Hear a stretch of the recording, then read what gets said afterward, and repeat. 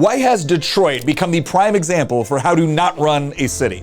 Well, there's a lot of reasons, but there may be one you haven't heard of before. Since 1950, the city has lost 2/3 of its residents. That's over 1.2 million people.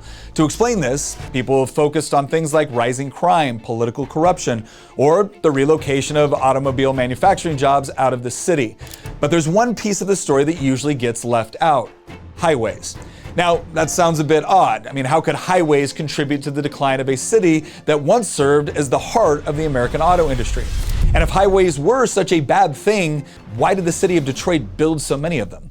The story of Detroit's failed urban renewal begins in 1932. At the time, Detroit had a population of over 1.5 million, making it the fourth largest city in the country. That year, General Motors president Alfred Sloan founded what's known as the National Highway Users Conference, an alliance of leaders in the auto industry that began lobbying Congress for a national highway program. And in 1956, Congress passed the National Highway Act. By linking most of America's major cities together, highways have drastically reduced shipping costs, allowed for faster travel across the country, and massively expanded America's tourism industry. But if these were all good things, how did highways contribute to the decline of Detroit?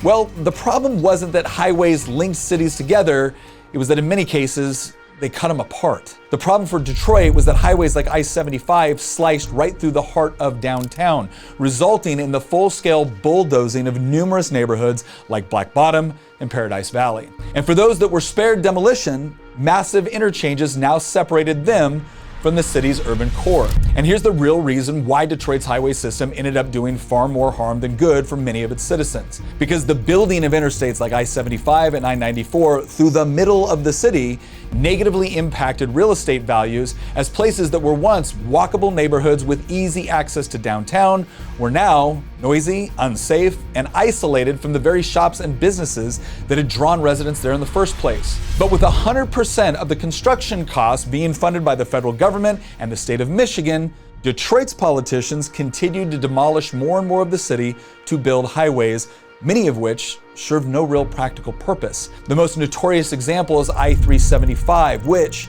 at barely a mile in length, was the shortest interstate highway in the country when it opened in 1964. More than 60 years later, Detroit's politicians have finally realized they made some mistakes, and plans are now in place to convert that highway into a boulevard. But with a price tag of well over $100 million, I-375 will go down in history as one of the most expensive urban planning mistakes of all time. Detroit's massive highway building spree was hailed as a progressive urban renewal project, but it wasn't until after politicians had bulldozed large parts of the inner city that Detroit actually began to spiral into decline.